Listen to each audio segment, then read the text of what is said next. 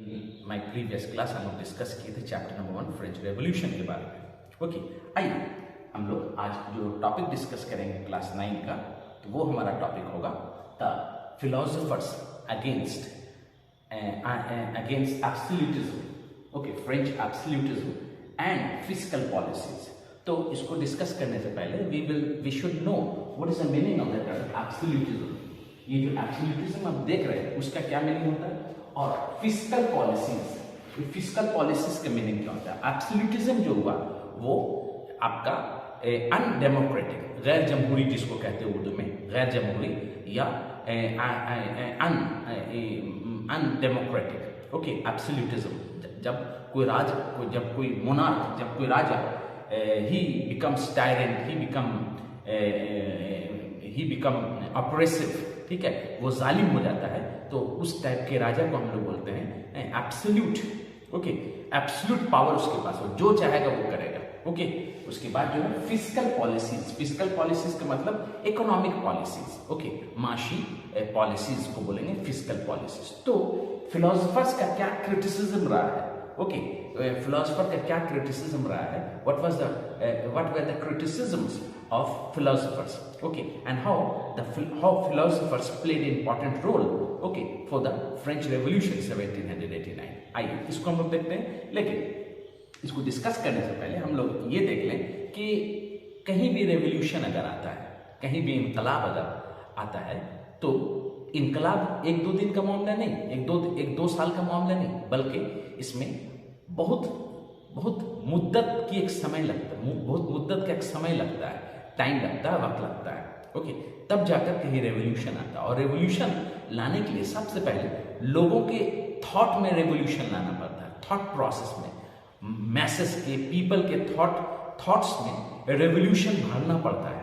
Okay, revolution को propagation के जरिए, ओके, उन लोगों के जहन को रेवोल्यूशनरी करना पड़ता है, और वही मैसेस का जब सपोर्ट मिलता है तब जाकर बड़ा रेवोल्यूशन आता है। ओके, तो फ्रांस में भी यही हुआ कि एक बड़ा रेवोल्यूशन आया, ग्रेट रेवोल्यूशन आया। ओके, जिसको हम लोग फ्रेंच रेवोल्यूशन कहते हैं 1789 में। ओके, तो इसमें जो रेवोल्यूशन आया, फ्रेंच रेवोल्यूशन जो हुआ, तो फ्रेंच रेवोल्यूशन में किन किन लोगों का बहुत बड़ा रोल है, who played important role. Okay, we can say drama का बहुत बड़ा रोल है। ओके, क्योंकि फ्रांस में Louis the 16th, Louis the 15th, इन लोगों का क्या हाउ दे बिकेम अनजस्ट, वो लोग अनजस्ट कैसे बन गए। ओके, वो लोग जालिम कैसे बन गए, हाउ दे बिकेम टायरेंट, वो ड्रामा को स्टेज करके दिखाया गया लोगों को अवेयर करने के लिए। ओके, उसके बाद फोक सॉन्ग्स, ओके, इलाकाई regional songs, okay, regional songs के जरिए भी लोगों में अवेयरनेस लाया गया। ओके, पोएट्स अपने पोएम्स के जरिए लोगों को अवेयर किए। ओके, साथ ही साथ थिएटर जहाँ पे आपका प्लेस, ड्रामास वगैरह को स्टेज किया जाता है। ओके, वहाँ भी लोगों को मैसेज दिया गया फ्रांस के मोनार्क के खिलाफ, against the French monarch. Okay, plus जो सबसे important role who played, they were philosophers.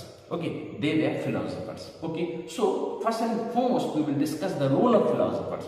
Okay, how they criticized the absolutism, that means undemocratic rule in France, plus how they also criticized the fiscal policies, the economic policies of France. Okay, now let us discuss that important and notable French philosophers.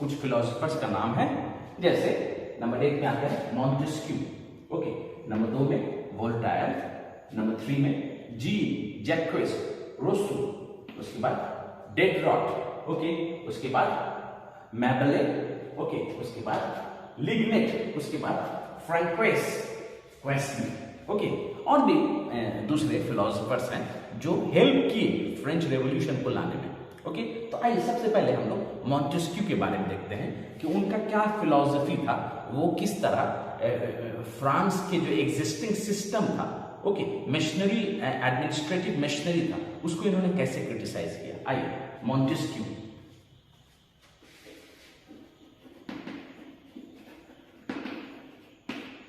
उनका period हुआ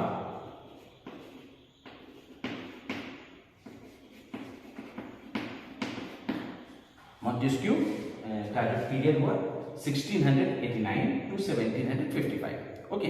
इन्होंने ये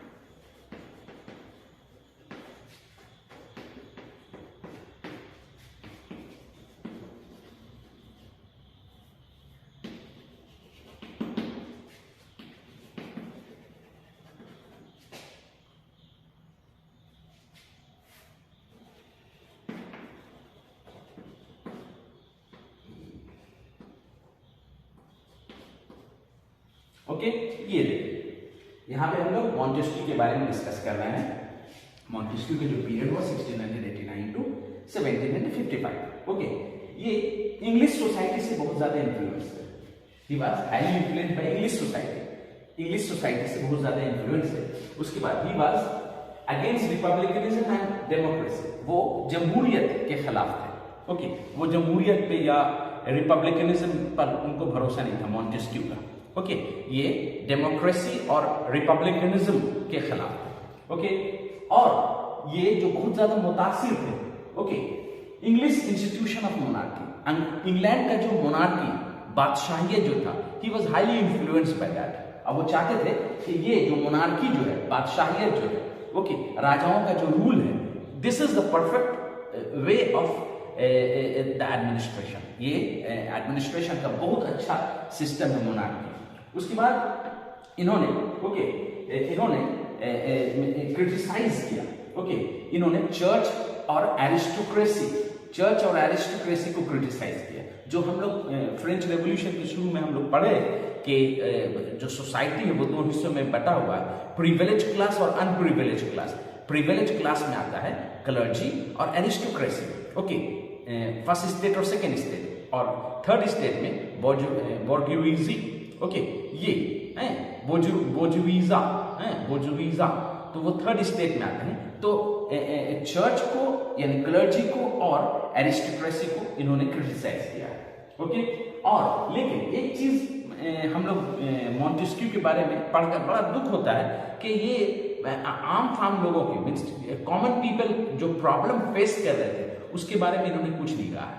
okay, ही remained silent. Okay, ही remained silent. उसके बाद हम लोग देखेंगे उनकी एक किताब है पर्शियन लेटर्स। ओके, जो 1721 में ये पब्लिश हुआ। 1721 में उस बुक का नाम हुआ पर्शियन लेटर्स। उसके बाद यहाँ भी 17 होगा। उसके बाद the spirit of the laws. Okay, the spirit of the laws 1734 में ये पब्लिश ये किताब हुई, और ये किताब 22 वॉल्यूम्स पर थी। इस किताब का कितना वॉल्यूम था? 22 वॉल्यूम्स की ये किताब थी। कौन किताब? The spirits of the laws, the spirit of the laws. यहाँ ये जो किताब है इसमें एक थ्योरी इन्होंने दिया है, वो थ्योरी का नाम है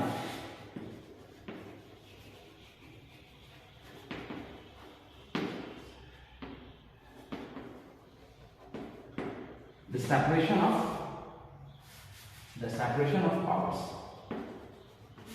ओके, इस किताब में उन्होंने एक थ्योरी दिया, the separation of powers. Separation of powers का मतलब ये हुआ कि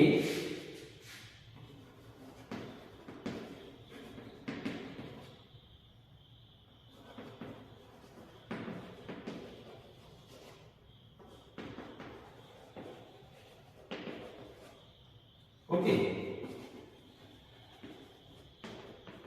इसका मतलब ये हुआ कि किसी भी एडमिनिस्ट्रेशन का 3 पार्ट होता है। एक को बोलेंगे लेजिस्लेटिव पावर, दूसरा को बोलेंगे जुडिशियरी पावर, तीसरा को बोलेंगे एग्जीक्यूटिव पावर। ओके, ये जो 3 पावर है एक आदमी के हाथ में नहीं रहना चाहिए। अगर कानून बनाना, लेजिस्लेटिव पावर मीन्स जो कानून बनाता है, जुडिशियरी पावर जो कानून की हिफाजत करता है, one who protects the law, and executive power one who executes the power, जो पावर को एग्जीक्यूट करता है। ओके, अगर ये तीनों एक आदमी के हाथ में अगर चला गया पावर, तो अनार्की और इनजस्टिस फैलेगा। इसी वजह से इन्होंने कहा है, मॉन्टेस्क्यू साहब ने कहा है अपने बुक में द स्पिरिट्स ऑफ लॉज में, जो 1734 में पब्लिश हुआ, इन्होंने कहा, साफ कहा कि अगर ये तीनों एक साथ रहेगा तो अनार्की होगा, इनजस्टिस होगा। इसलिए इन तीनों पावर को 3 अलग अलग इंसान को दिया जाए, 3 अलग अलग डिपार्टमेंट को ये पावर दिया जाए, तब जाकर कहीं जस्टिस होगा। ओके, तो ये इनका बड़ा फेमस थ्योरी है जो आज तक अप्लाई होता है। दूसरा है वोल्टायर। आइए वोल्टायर के बारे में देखते हैं।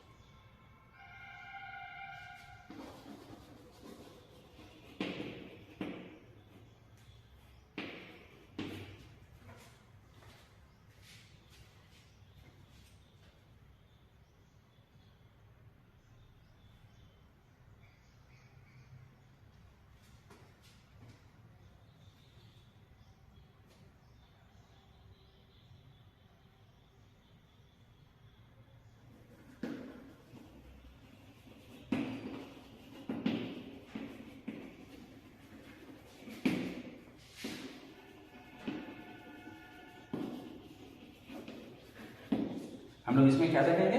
वोल्टायर का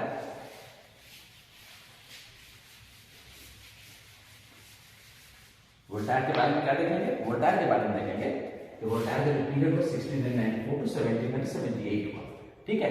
और ये डेमोक्रेसी, अगेंस्ट डेमोक्रेसी, ओके, ये डेमोक्रेसी के खिलाफ है, ओके, ये जमहूरियत नहीं चाहते थे, ओके। और इन्होंने मोनार्की का फेवर किया, ओके, इन्होंने मोनार्की का फेवर किया। कैसा मोनार्की? इनलाइटेंड डिस्पोटिज्म, ओके, या इसको हम लोग बोलेंगे बेनोवेलेंट डिस्पोटिज्म, ओके। इस राजा होगा लेकिन उनका जो पॉलिसी होगा, जितना पावर रहेगा वो सब राजा के हाथ में रहेगा, मतलब ये एब्सोल्यूट पावर रहेगा इसके पास, ओके। जैसा कि हम लोग लुई द 16 के बारे में पढ़े, एंशियंट रेजिम के बारे में पढ़े कि king was all in all, king regarded himself as the shadow of God on earth, okay. तो he was the representative of God and all the words which were uttered from the king, okay, that was the law. ये बताता है enlightened despotism, okay। तो उस किस्म के ये monarchy को फेवर करते थे। प्लस ये लोगों का, लोग जो प्रॉब्लम में फंसे हुए हैं, ओके, लोग जो प्रॉब्लम को फेस कर रहे हैं, कॉमन पीपल, ओके, उसके बारे में इन्होंने कुछ नहीं कहा है, ओके, इन्होंने कुछ नहीं कहा। साथ ही साथ इन्होंने ये भी नहीं कहा है कि जो आपका प्रिविलेज सेक्शन का जो लोग हैं, क्लर्जी हैं, आपका एरिस्टोक्रेसी है, इसको एबोलिश किया जाए, इसको खत्म किया जाए, ओके। इन लोगों ने ऐसा, वोल्टायर साहब ने ऐसा कुछ नहीं कहा है, ओके। आइए अब नेक्स्ट हम लोग देखेंगे रूसो का पीरियड हो गया।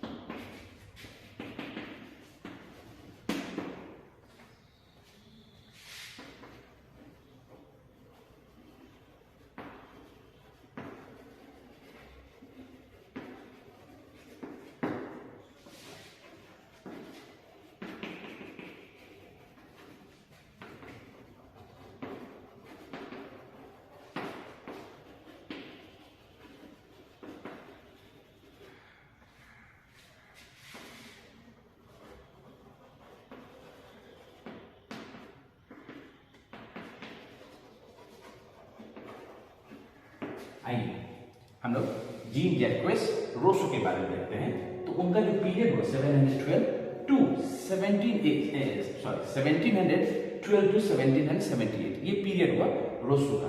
रोसो ये अगेंस्ट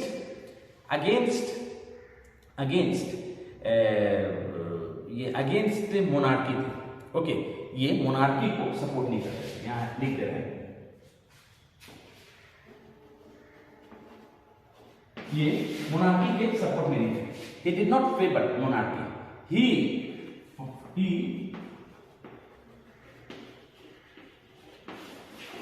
ये डेमोक्रेसी को और स्ट्रॉन्ग फाउंडेशन ऑफ डेमोक्रेसी को फेवर करते थे।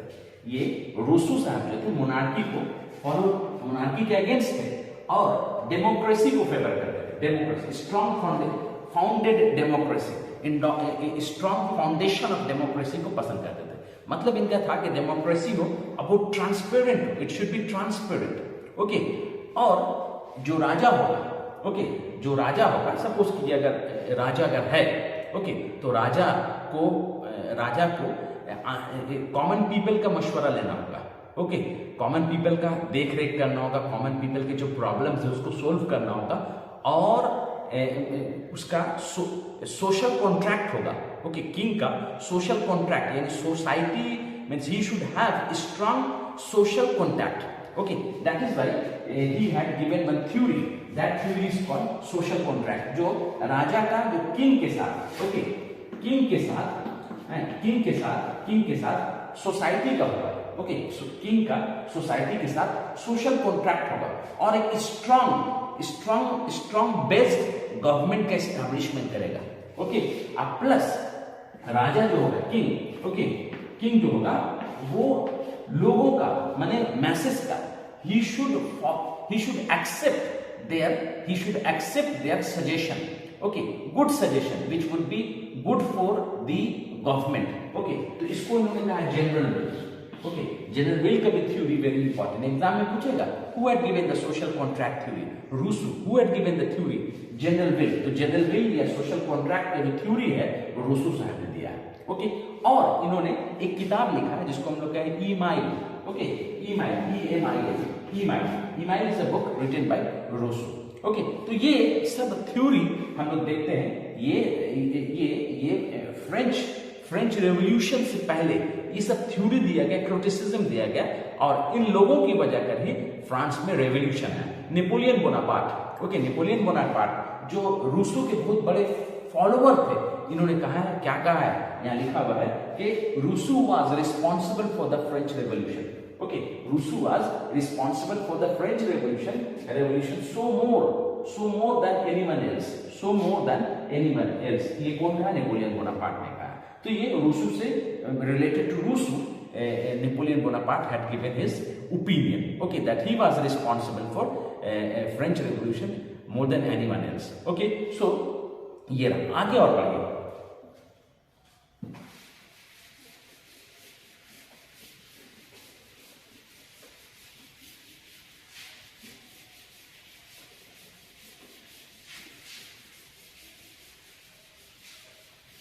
आगे का हम लोग और देखेंगे तो देखेंगे एक नाम आता है,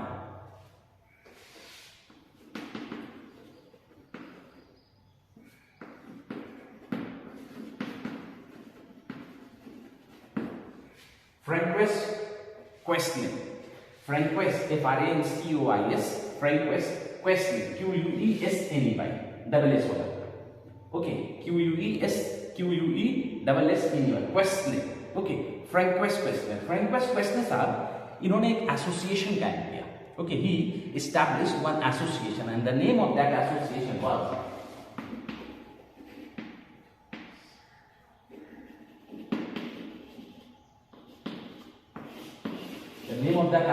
वाज फिजियोक्रेट्स, PHYSIOCRATS, फिजियोक्रेट्स. ये फिजियोक्रेट्स क्या था? अ ग्रुप ऑफ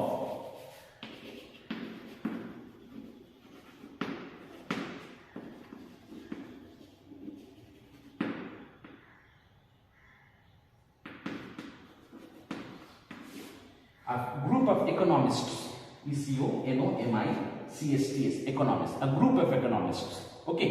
फिजियोक्रेट्स नाम का इन्होंने एक एसोसिएशन कायम किया. He founded a group, okay, an association, okay, of economists. In that group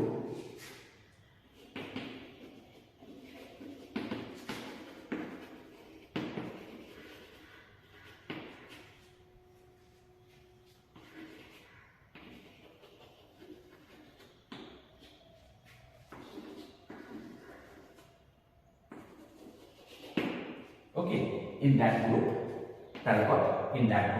Mira, MERABEAU, Mirabeau, okay, Nemours and Gournay, ये they were the economists, okay.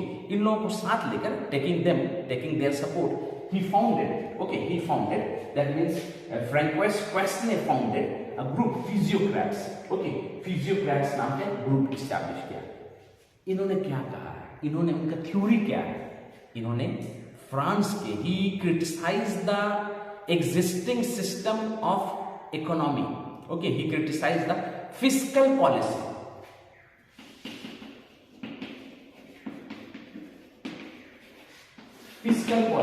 fiscal policy means economic policy of France was criticized by Francois Quesnay, okay. Francois Quesnay had criticized the fiscal policy of France का जो economic policy था उसको इन्होंने criticize किया, okay. इन्होंने criticize किया internal tariff policy.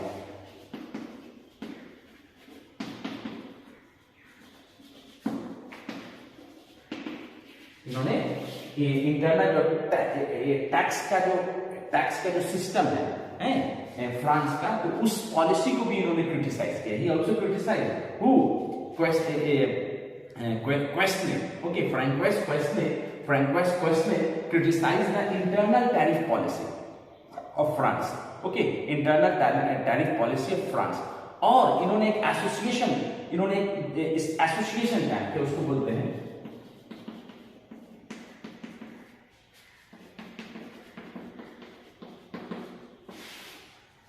laissez-faire, okay, laissez-faire, L-A-I-S-S-E-Z, laissez, F-A-I-R-E, laissez-faire, he established laissez-faire. laissez-faire का मतलब हुआ free trade,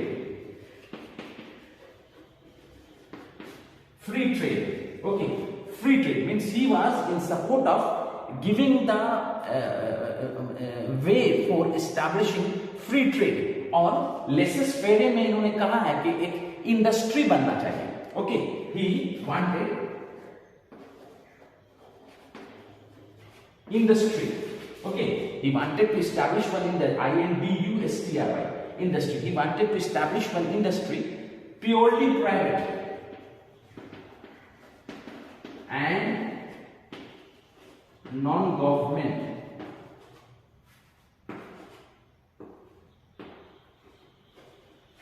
okay, ये एक इंडस्ट्री कायम करना चाहते थे, he wanted to, वो सजेशन दे रहे हैं राजा को, okay, he suggested, okay, French monarch, okay, that there should be one industry, not one industry, many industry, there should be industry, okay, that should be private and non-governmental, there should not be any influence on that industry, okay, ये suggestion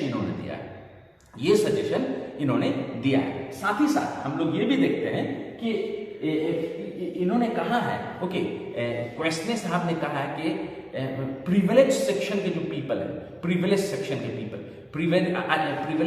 के जो people है उनको tax देना चाहिए, जैसे clergy, okay, tax देना चाहिए उनको, एरिस्टोक्रेसी उनको टैक्स देना चाहिए, और बोर्जोइजा, ओके, इन लोगों को टैक्स देना चाहिए, इक्वल टैक्स देना चाहिए। साथ ही साथ, ओके, ये जो काम है, ये जो रिफॉर्म का काम है, ये जो रिफॉर्म लेंगे, okay, who would take this reform, okay, king, okay, monarch would take this reform, okay, he would bring the reform, okay, तो ये सारा जो सिस्टम है, ओके, ये सारा जो सिस्टम है, इसको हम बोलते हैं लिबरल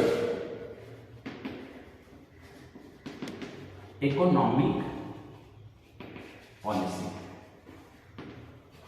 लिबरल इकोनॉमिक पॉलिसी किसका?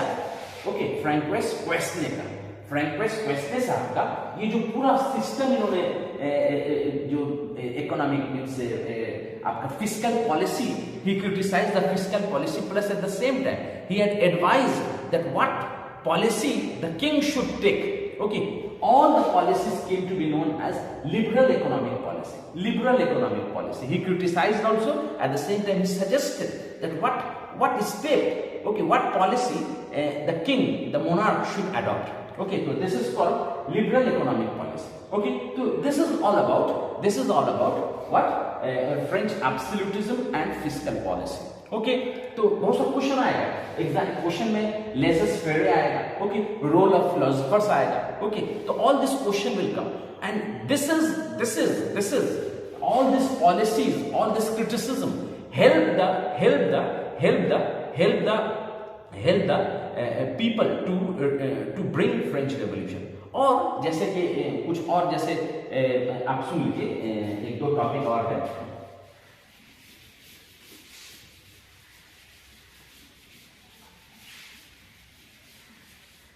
कुछ लोगों ने कहा है, जैसे David Thomson,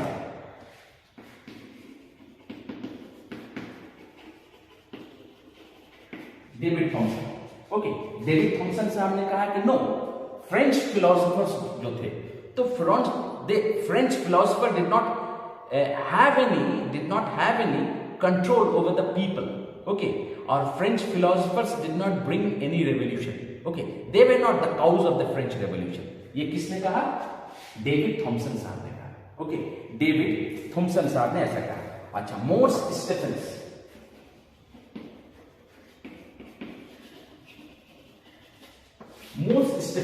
okay, Morse Stephens साहब क्या कहते हैं? मोर्स स्टेफेंस साहब कहते हैं कि नहीं, राइटिंग जो है फ्रेंच फिलोसोफर्स का, ओके, राइटिंग्स, वो beyond understanding of the common people, ये लोगों के समझ से बाहर था। जो थ्योरीज हैं, प्रिंसिपल हैं, जो फ्रेंच रेवोल्यूशन है, आई मीन क्या कहते हैं उसको, थ्योरी जो है फिलोसोफर्स का, it was beyond understanding of the common people. Okay, तो ये भी क्रिटिसिज्म है फ्रेंच रेवोल्यूशन के लिए। तो आप लोग एक चीज और देखिएगा कि जितने भी 3 जो इंपॉर्टेंट फिलोसोफर्स हैं, जैसे मॉन्टेस्क्यू जो एक्सपायर करके 1755 में, उसके बाद वोल्टेयर को देखेंगे, वोल्टेयर एक्सपायर करके 1778 में, उसके बाद हम लोग देखेंगे आपका जीन जैक्वेस रोसू, ओके, ये भी एक्सपायर करके 1778 में। मतलब ये तीनों जिंदा नहीं रहे, ओके, फ्रेंच रेवोल्यूशन को देखने के लिए जो 1789 में हुआ। तो ये this is all about this topic, French absolutism and fiscal deficit. If you have any problem, please drop your question in the message box. Thank you very much.